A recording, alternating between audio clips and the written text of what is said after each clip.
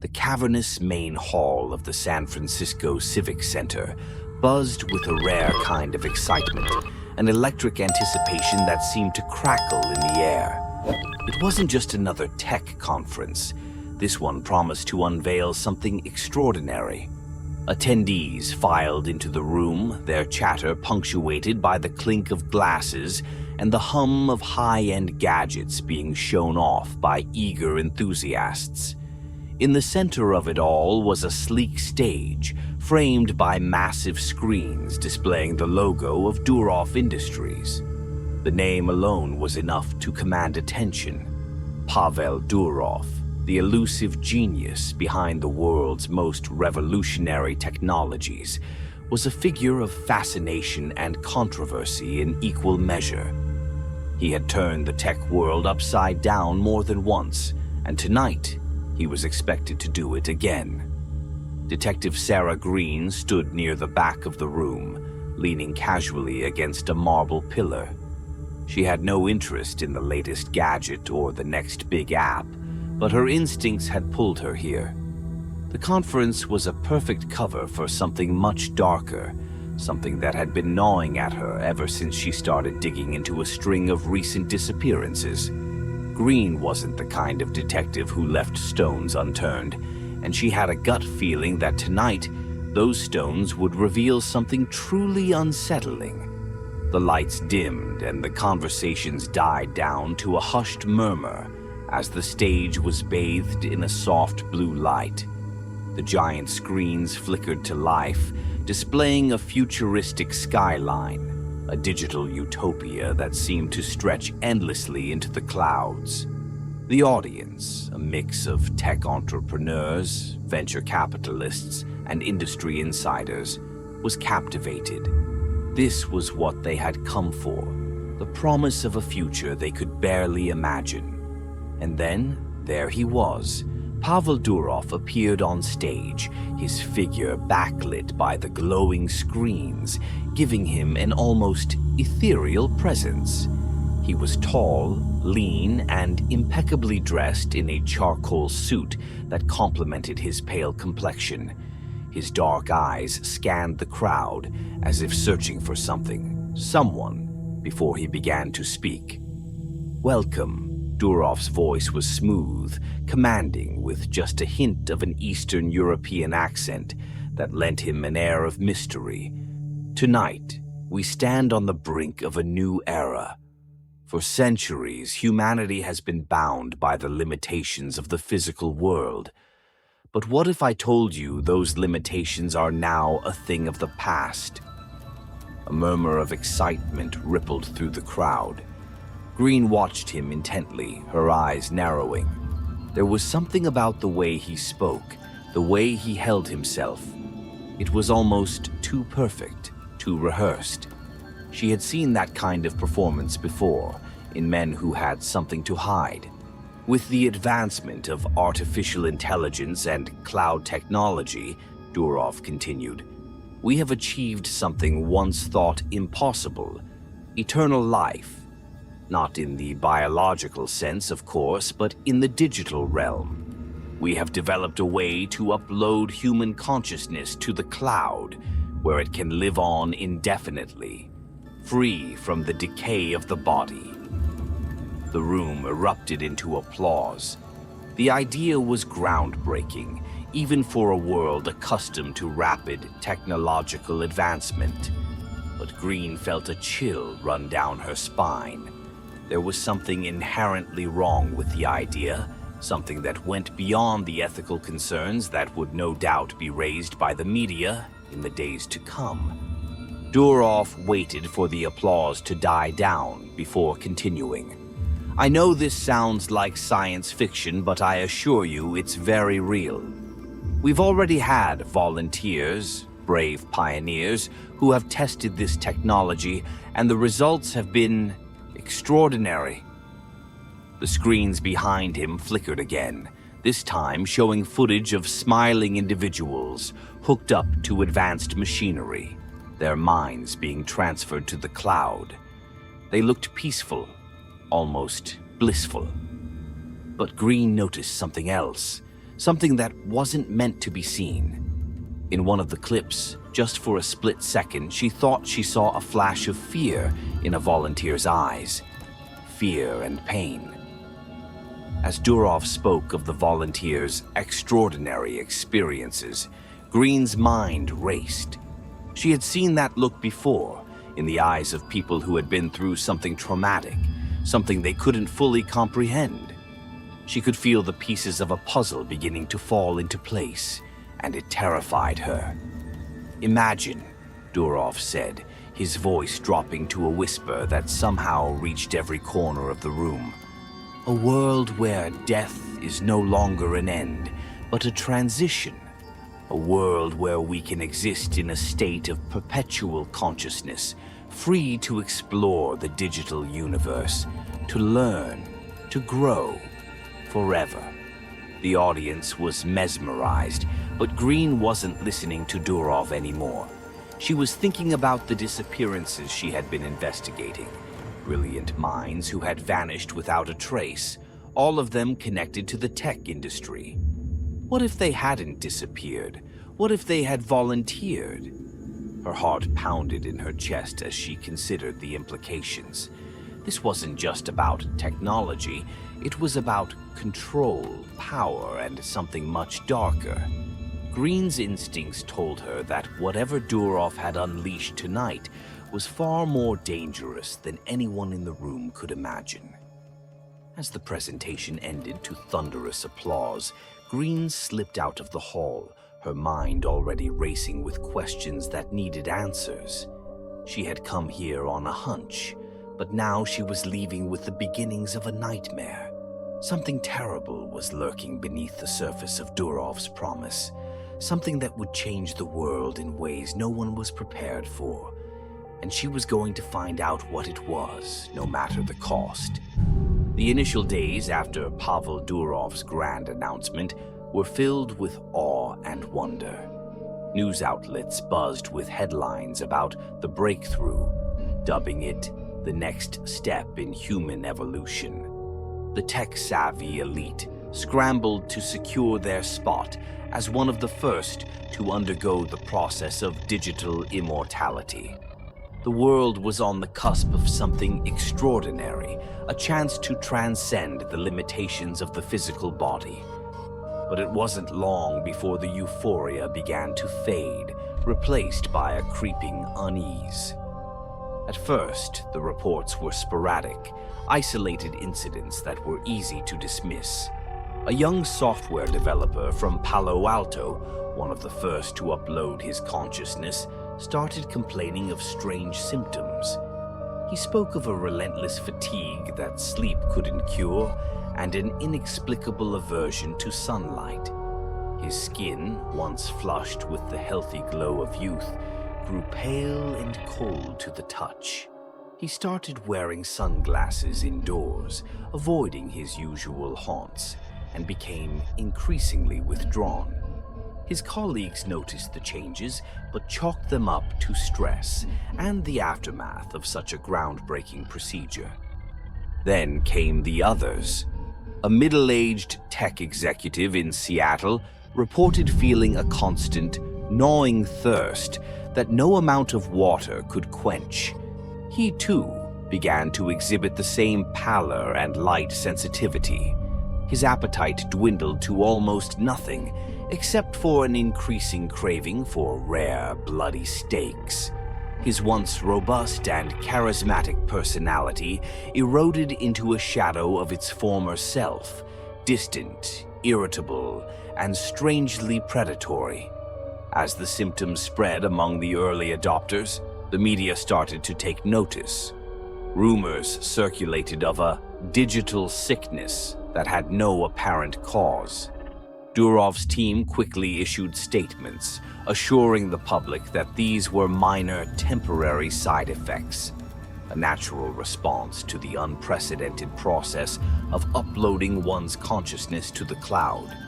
They promised updates and improvements, offering reassurances that the issues would be resolved with the next software patch. But the reassurances rang hollow to Detective Sarah Green. From her small, cluttered office in downtown San Francisco, Green reviewed the growing stack of case files that had landed on her desk in the weeks following the conference. Missing persons, unexplained deaths, and now these reports of disturbing symptoms, all linked by a single thread. Each victim had participated in Durov's digital immortality experiment. Green had been following Durov's rise for years, always suspecting that the man was hiding something. His sudden ascent in the tech world, his enigmatic persona, and the air of secrecy that surrounded him had always set off alarm bells in her mind. Now, with the strange occurrences piling up, she was more convinced than ever that Durov's revolutionary technology was far more dangerous than anyone realized. As Green dug deeper into the lives of the volunteers, she uncovered a troubling pattern. Many had expressed a fascination with the occult, specifically vampire lore, in their online histories. Their social media feeds were filled with references to ancient texts, dark rituals, and an obsession with eternal life. Not just in the digital sense, but in the literal, blood-drinking way. Green's unease grew as she connected the dots, realizing that these were not just tech enthusiasts. They were individuals who had long sought a way to transcend mortality at any cost.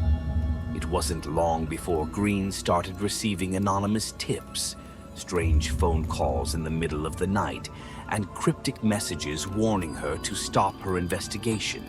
Someone, or something, did not want her to uncover the truth. But Green was not easily deterred. The more she uncovered, the more determined she became to expose whatever dark force was at play. The turning point came when one of the volunteers, a well-known Silicon Valley entrepreneur, was found dead in his luxurious hillside mansion. The cause of death was listed as a suicide, but the details didn't add up. His body was discovered in a windowless room, surrounded by spilled blood, yet there were no visible wounds. The only clue was a single word scrawled in his own blood on the wall: thirst.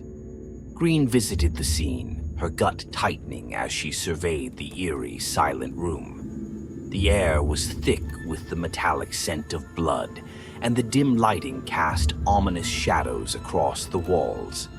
As she knelt by the blood-stained message, she felt a chill run down her spine. The words seemed more a warning than a confession. Determined to follow the trail, Green began looking into the backgrounds of Durov's key personnel, uncovering a web of secrecy and deception. What she found was more horrifying than she could have imagined. Ancient texts, encrypted files, and secret meetings that suggested Durov's team was not just experimenting with technology, but with forces far beyond their control. The volunteers, it seemed, were not just uploading their consciousness. They were offering themselves as vessels for something else to inhabit. As the days passed, more and more volunteers began to exhibit the symptoms. The pale skin, the aversion to sunlight, the thirst for blood. It was all too real. And as Green watched the transformation of these once vibrant individuals into something monstrous, she knew that this was only the beginning.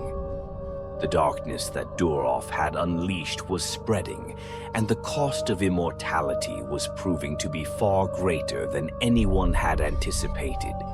Green realized that the time for quiet investigation was over. The world needed to know the truth about Durov's technology before it was too late.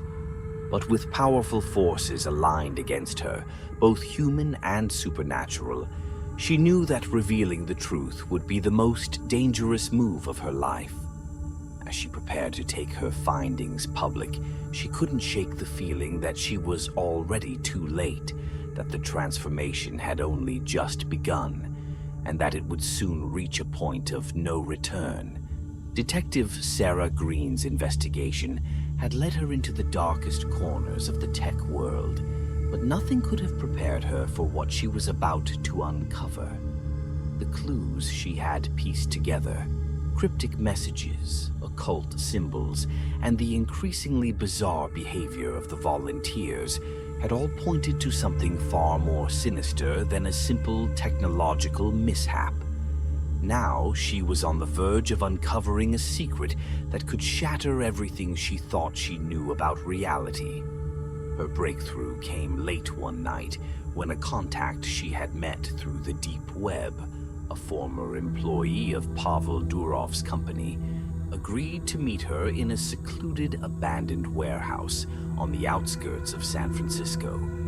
The man, who insisted on remaining anonymous, was visibly shaken when Green arrived, his eyes darting nervously around the dimly lit space. "They're everywhere," he whispered, his voice trembling. "They're not just in the servers. They're in the cloud, in the network. They're in us." Green pressed him for details, her heart racing as she recorded his every word. What he revealed was more horrifying than she could have imagined. Durov's digital immortality project was not the brainchild of a genius innovator. It was the result of a pact with an ancient vampire clan, a deal brokered in the shadows to grant them access to the modern world in exchange for their dark powers. The man explained that Durov had been obsessed with the idea of transcending human limitations, of finding a way to cheat death itself. In his quest for immortality, he had turned to ancient texts and forbidden knowledge, ultimately contacting a reclusive group of individuals who claimed to possess the secret to eternal life. But these individuals were not human. They were vampires, beings who had existed for centuries by feeding on the blood of the living. Durov's pact was simple. In exchange for the vampires' knowledge and their supernatural abilities, he would give them access to his technology, allowing them to spread their influence in ways they had never imagined. The digital immortality process was the key. By uploading human consciousness to the cloud, the vampires could bypass the limitations of their physical bodies, feeding on the souls of those who had volunteered for the procedure. Green's contact described how the process worked. When a person's consciousness was uploaded, it created a perfect digital replica, a soul, if you will, that existed independently of the physical body. The vampires had learned to manipulate these digital souls, feeding on them in the same way they had once fed on blood. The volunteers, unaware of the true nature of the process, found themselves transformed, no longer fully human, but not entirely vampire either. They were something new, a hybrid form that existed in both the digital and physical worlds. As Green listened, her mind raced. This was why the volunteers had exhibited the strange symptoms: pale skin, thirst for blood, aversion to sunlight. They were becoming vessels for the vampires, their humanity slowly being drained away as the digital souls were consumed. And Durov, blinded by his ambition, had become little more than a puppet in their hands, his once brilliant mind corrupted by the dark forces he had unleashed. The implications were staggering. The more people who underwent the digital upload, the more powerful the vampires became. They were no longer bound by the limitations of their physical bodies. They could exist anywhere the network reached, spreading like a virus through the digital world. Every new volunteer added to their strength, creating an army of digital thralls that could be controlled and manipulated from afar. Green's contact warned her that the vampire's influence was spreading rapidly. They had already infiltrated the highest levels of the tech industry, using their newfound power to control key figures and manipulate the flow of information. Durov's company was just the beginning, Other tech giants were beginning to show interest in the technology, unaware of the true cost. If the vampires were allowed to continue, it would only be a matter of time before they gained complete control, both in the digital realm and the physical world. Desperate to stop the vampires before it was too late, Green asked the man what could be done. His answer was grim. The only way to break the vampires' hold was to destroy the servers that housed the digital souls, cutting off their connection to the cloud. But doing so would mean condemning the souls already trapped there to oblivion. It was a terrible choice, but Green knew she had no other option. Before she could ask more questions, the man suddenly froze, his eyes widening in terror. "They know," he whispered, backing away from her. "They know we're here." Without another word, he turned and fled into the darkness, leaving Green alone in the cold, echoing silence of the warehouse. As she made her way back to her car, Green felt a chill settle over her. The shadows seemed to move around her, and she couldn't shake the feeling that she was being watched. The vampires were no longer just a distant threat. They were here, in the very fabric of the world she inhabited, waiting for the right moment to strike. Green knew that time was running out. The pact Durov had made had set in motion a chain of events that could not be easily undone. The vampires were growing stronger, their influence spreading like wildfire. If she didn't act soon, there would be no stopping them. But the task ahead was daunting.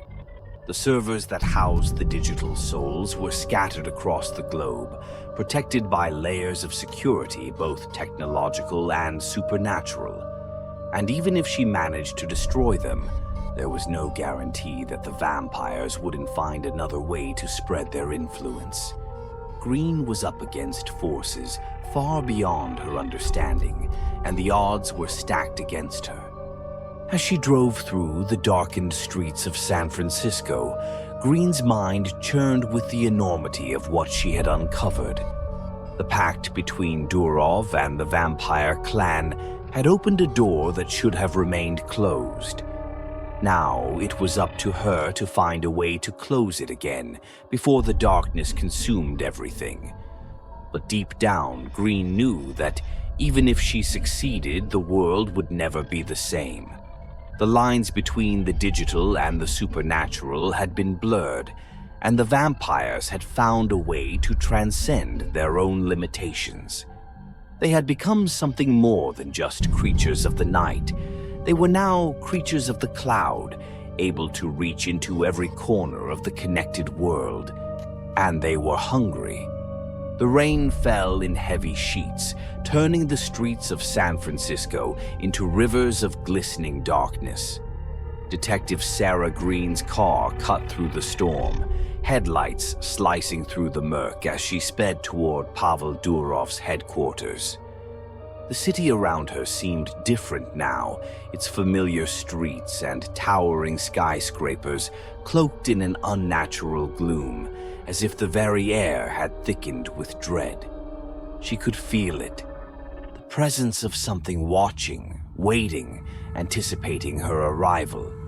The vampires knew she was coming. They had felt her closing in, their digital tendrils already reaching out to snuff out her final attempt to stop them. But Green's fear had long since turned to resolve. Too many lives had been lost, too many souls consumed by the unholy pact Durov had made. There was no turning back now. The building loomed ahead, an architectural marvel of glass and steel that shimmered ominously under the deluge. It was a beacon of modernity, a monument to human achievement. And yet, within its walls, ancient evils had taken root. Green parked her car in a deserted alley a block away, the engine ticking as it cooled. She pulled her coat tighter around herself, steeling her nerves as she double-checked the bag slung across her shoulder. Inside were the tools she'd need: explosives, her service weapon, and a hastily scrawled map of the building's labyrinthine interior. This was it. She took a deep breath, trying to calm her racing heart. The time for hesitation was over. She stepped into the rain, the cold drops stinging her face as she approached the fortress of glass and steel. The streets were eerily quiet, the city's usual hum of activity silenced, as if the world itself was holding its breath. The lobby was deserted, a cavernous space of polished marble and gleaming metal that reflected the storm outside. The silence was oppressive, broken only by the rhythmic drip of water from her coat as she walked forward, her boots echoing against the floor. Green's every sense was heightened, her instincts screaming that danger lurked in every shadow. She kept her hand close to her weapon, ready for anything. As she reached the elevator, a sudden pang of unease washed over her. She knew this was a trap. They were leading her exactly where they wanted her to go, but she had no choice. This was the only way to end it. She punched the button and the doors slid open with a mechanical hiss. The ride up was agonizingly slow, each floor a tick of the clock counting down to what could be her final moments. The elevator doors opened with a soft chime, revealing the top floor, a sprawling open space bathed in the dim glow of monitors and the pulsating hum of servers. The air was thick with a sense of foreboding, as if the room itself was alive, watching her. At the far end of the room, Durov stood waiting, his figure a dark silhouette against the wall of screens that displayed a constantly shifting cascade of code, faces, and landscapes. "Welcome, detective." Durov's voice was calm, almost welcoming. "I was expecting you." Green stepped out of the elevator, her eyes locked on him. Durov looked different now, his skin impossibly pale, his eyes cold and empty, devoid of the spark that had once driven his brilliance. The transformation was complete. He was no longer human, but something else entirely. An abomination that had traded his soul for a chance at power. "Pavel, you need to stop this," Green called out, her voice echoing through the vast room. "You've unleashed something you can't control. It's not too late to end this."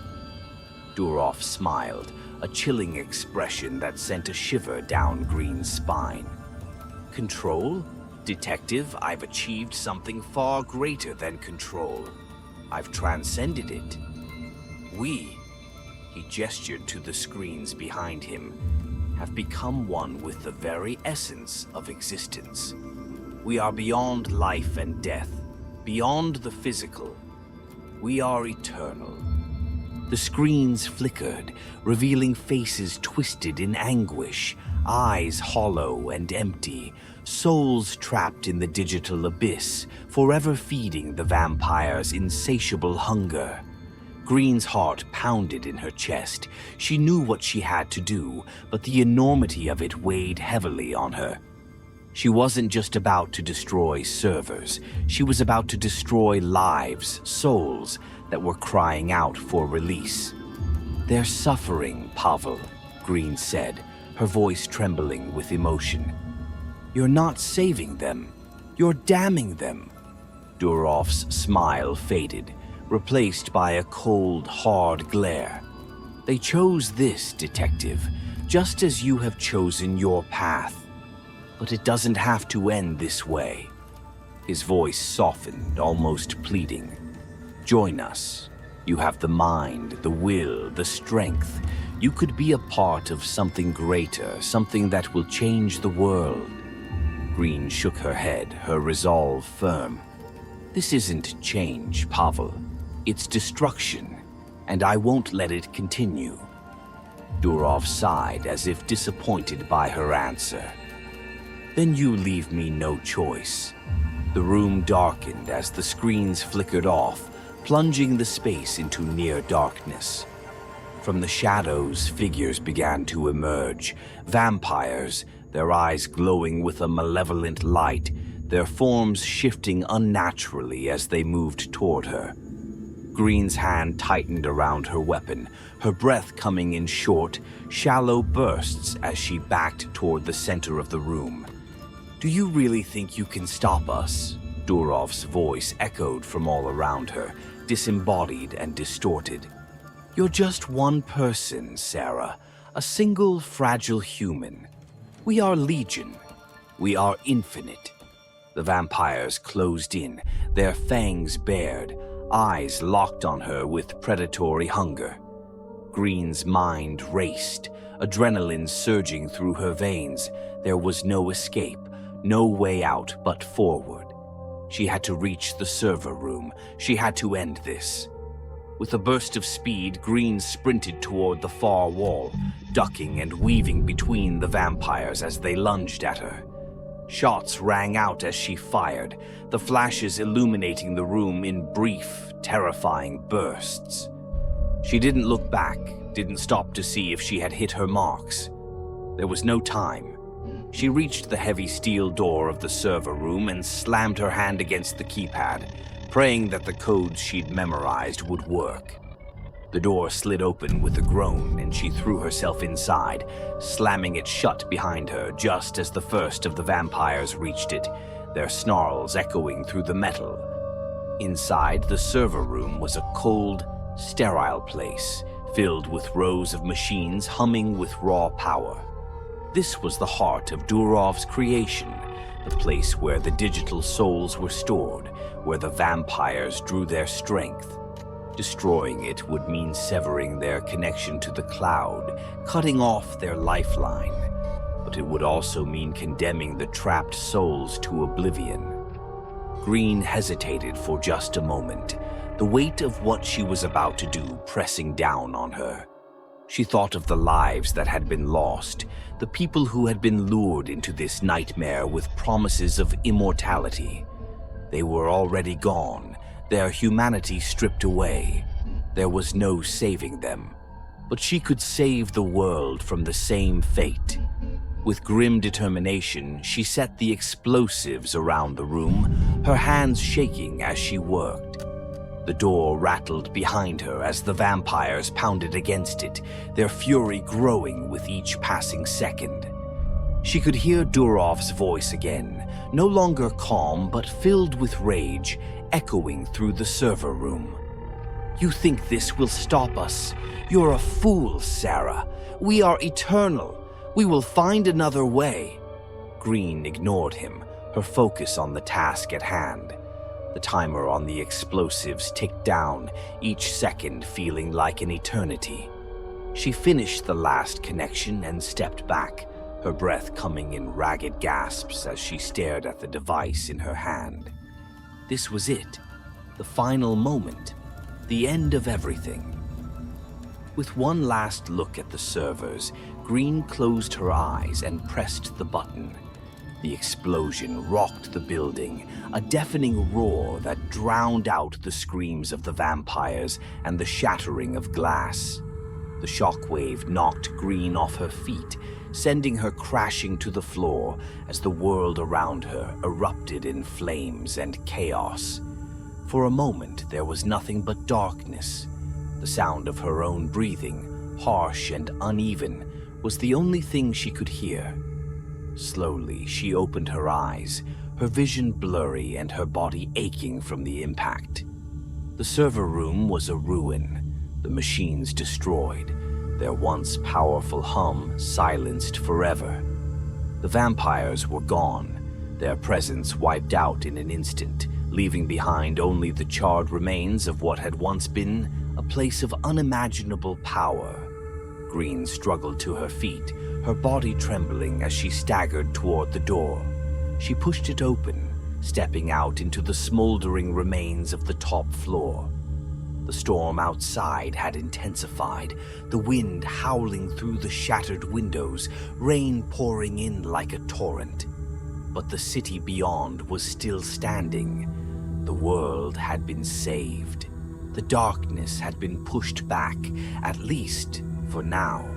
As she made her way through the wreckage, Green's thoughts turned to what she had learned, to the terrible knowledge she now carried. The vampires had been defeated, but the threat they represented was far from over.